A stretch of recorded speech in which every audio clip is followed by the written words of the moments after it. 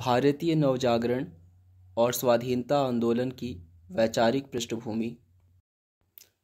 19वीं शताब्दी को भारतीय नवजागरण का काल माना जाता है, जिसे रेनेसां, पुनरुत्थान, पुनर्जागरण, नवोत्थान, नवजागरण आदि की संज्ञा दी गई है। अंग्रेजी के रेनेसां शब्द के लिए हिंदी में पुनर्जागरण का प्रयोग हुआ है। रामधारी सिंह दिनकर ने अपने ग्रंथ संस्कृति के 4 अध्याय में इसे नवोत्थान नाम दिया। वर्तमान में हिंदी साहित्य में इस काल के लिए नवजागरण शब्द प्रचलित हो गया है। नवजागरण शब्द का सर्वप्रथम प्रयोग रामविलास शर्मा ने अपनी पुस्तक महावीर प्रसाद द्विवेदी और नवजागरण में किया है। राष्ट्रीय जागरण का प्रवाह यानी प्रवृत्ति प्रत्येक समाज क्षेत्र की अपनी सामाजिक, सांस्कृतिक, राजनीतिक और आर्थिक दशाएं होती है। परिस्थितियों और घटनाओं के कारण जन सामान्य की चित्तवृत्ति और समाज में आधारभूत बदलाव आते रहते हैं। भारत में बाह्य आक्रमणों और अंग्रेजी उपनिवेश के कारण देश की सांस्कृतिक व सामाजिक पहचान धुंधलाने लगी थी, जिसके परिणाम स्वरूप भारत में नवजागरण की शुरुआत हुई। 19वीं शताब्दी में 1857 ईस्वी का महाविद्रोह, राजा राममोहन राय के समाज सुधार कार्य, भारतेंदु का आगमन तथा सरस्वती पत्रिका द्वारा नवजागरण आरंभ हुआ व संपूर्ण राष्ट्र में नवजागरण के मूल्यों का प्रचार प्रसार हुआ। नवजागरण की उत्पत्ति समाज सुधार, वैज्ञानिक दृष्टिकोण और आदर्श समाज की परिकल्पना के चलते हुई। नवजागरण से राजनीतिक, सामाजिक, धार्मिक और आर्थिक क्षेत्र में एक नवीन चिंतन प्रारंभ हुआ। नवजागरण का मुख्य प्रयोजन वेदों, पुराणों और पुरानी सभ्यता संस्कृति का निर्वहन करना नहीं था, बल्कि नई संस्कृति और एक नया संसार बनाने का प्रयास था। डॉक्टर रामविलास शर्मा ने लिखा है, भारत के नवजागरण का संबंध सामान्यतः राजा राममोहन राय से जोड़ा जाता है। भारत ने नवजागरण के सिद्धांतों को साथ लेकर ही स्वाधीनता आंदोलन की लड़ाई लड़ी थी। भारतेंदु हरिश्चंद्र को हिंदी नवजागरण का अग्रदूत माना जाता है।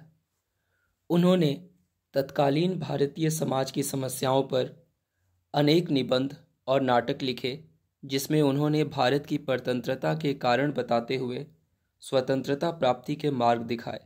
भारत में नवजागरण का उद्देश्य सामान्य जन के स्वाभिमान को जागृत करना तथा राजनीतिक, सामाजिक, धार्मिक क्षेत्र में अपने मूल अधिकारों को प्राप्त कर स्वतंत्रता प्राप्त करना था। नवजागरण का स्वाधीनता आंदोलन पर प्रभाव। भारतीय नवजागरण में सन 1857 के महाविद्रोह का विशेष महत्व है और यह स्वतंत्रता संग्राम की पहली लड़ाई भी मानी जाती है। इस विद्रोह से पूर्व सभी संघर्ष स्थानीय और असंगठित थे।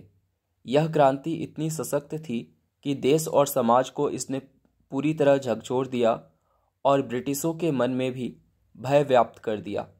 इसी क्रांति के बाद भारत में राजनीतिक चेतना का उदय तथा स्वतंत्रता प्राप्ति के प्रयासों में वृद्धि हुई।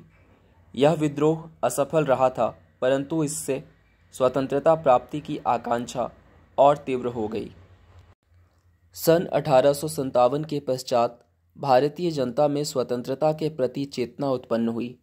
साहित्य, अखबार के चित्त से जुड़ने वाली हर वस्तु पर नवजागरण के मूल्यों का प्रभाव देखने को मिला। नवजागरण के मूल्यों को लेकर जनता स्वतंत्रता की मांग करने लगी। स्वतंत्रता संग्राम के मार्ग पर चलते हुए जनता जागृत हुई, जिसके परिणाम स्वरूप बहुत सी ऐसी घटनाएं घटी जिससे स्वतंत्रता संग्राम प्रभावित हुआ। 19वीं शताब्दी में नवजागरण का प्रभाव साहित्यिक और राजनीतिक क्षेत्र में भी देखने को मिला। तत्कालीन साहित्यिक और राजनीतिक गतिविधियां भी स्वाधीनता की भावना से युक्त थी। सन 1885 में कांग्रेस की स्थापना हुई, जिसके पश्चात भारतीय राजनीतिक सामाजिक परिस्थितियों में बहुत उथल पुथल हुई। सन 1907 में कांग्रेस नरम दल व गरम दल में विभाजित हो गई। 20वीं शताब्दी के दूसरे दशक में गांधी जी का भारत की सक्रिय राजनीति में प्रवेश हुआ। उन्होंने आंदोलन की चेतना अर्थात नवजागरण को एक नया मोड़ दिया। गांधी जी ने स्वतंत्रता प्राप्ति के लिए अनेक आंदोलन किए।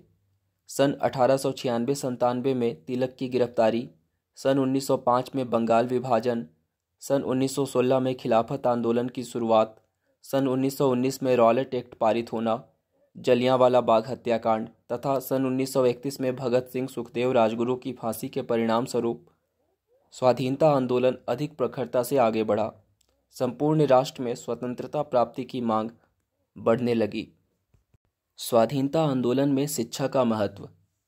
नवजागरण काल के इस संग्राम का सर्वाधिक प्रभाव सामाजिक क्षेत्र पर पड़ा।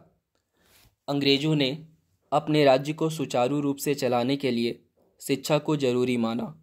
सन 1887 में मुंबई, कोलकाता, मद्रास में विश्वविद्यालयों की स्थापना हुई। अंग्रेजों द्वारा स्थापित शैक्षणिक संस्थानों में भारतीयों ने जो शिक्षा प्राप्त की, उससे उन्हें यूरोप के प्रजातांत्रिक विचारों और विभिन्न देशों में स्वतंत्रता प्राप्ति के लिए हुए राष्ट्रीय संघर्ष से अवगत कराया गया। शिक्षित भारतीयों ने अमेरिका, इटली व आयरिश जनता की स्वतंत्रता प्राप्ति की कहानी पढ़ी व उन्होंने स्वतंत्रता प्राप्ति के सिद्धांतों का प्रचार प्रसार किया। ये शिक्षित भारतीय ही स्वतंत्रता संग्राम के आंदोलन के वैचारिक और राजनीतिक नेता बने। नवजागरण काल में समाज में व्याप्त कुरीतियाँ। भारत में एक तरफ जहाँ वैचारिक आंदोलन का सूत्रपात हो रहा था, वहीं दूसरी ओर भारत देश में विद्यमान सामाजिक कुरीतियों से लड़ रहा था। जाति प्रथा, छुआछूत के साथ साथ स्त्रियों की दशा दयनीय थी। बाल विवाह प्रचलित था। विधवा विवाह और पुनर्विवाह की अनुमति नहीं थी। सती प्रथा प्रचलन में थी। स्त्रियों को उनके मृत पति के साथ आग के हवाले कर दिया जाता था। दलितों के रहने के लिए अलग स्थान थे। समाज में छुआछूत विद्यमान थी। यह पौराणिक धार्मिक नियमों व सामाजिक कुरीतियों के कारण चला आ रहा था, परंतु शिक्षित वर्ग में जागृति आई, जिसके चलते इन सभी धार्मिक सामाजिक कुरीतियों का विरोध हुआ। समाज सुधारकों ने सामाजिक संगठनों की स्थापना कर इन कुरीतियों के विरुद्ध आंदोलन खड़े किए, जिससे बहुत से सामाजिक राजनीतिक सुधार हुए, जिसे भारतीय नवजागरण की संज्ञा दी गई। उपसंहार। नवजागरण के मूल्यों द्वारा समाज और देश को नई शक्ति प्राप्त हुई। राजा राममोहन राय समाज सुधार के प्रतीक बने। भारतेंदु हरिश्चंद्र ने अपनी नवजागरण युक्त रचनाओं द्वारा स्वाधीनता का मार्ग प्रशस्त किया। जिस समय भारतीय जनता स्वतंत्रता प्राप्ति के लिए प्रयासरत थी, उस समय गांधी जी ने स्वतंत्रता प्राप्ति के लिए अथक प्रयास किए। उन्होंने स्वाधीनता आंदोलन का प्रतिनिधित्व किया। गांधी जी और अन्य सभी क्रांतिकारियों के असाधारण प्रयासों से भारत को स्वतंत्रता प्राप्त हुई। स्वतंत्रता आंदोलन के साथ साथ देश में सामाजिक आंदोलन भी चल रहा था, जिसमें नवजागरण की अवधारणाओं को लेकर महात्मा ज्योतिबा फुले व डॉक्टर भीमराव अंबेडकर ने शोषितों व पिछड़े वर्ग को सफल नेतृत्व प्रदान किया। नवजागरण काल में ही आधुनिक भारत की नींव रखी गई। भारतीय नवजागरण काल को स्वाधीनता व आधुनिक भारत का आधार कहा जा सकता है।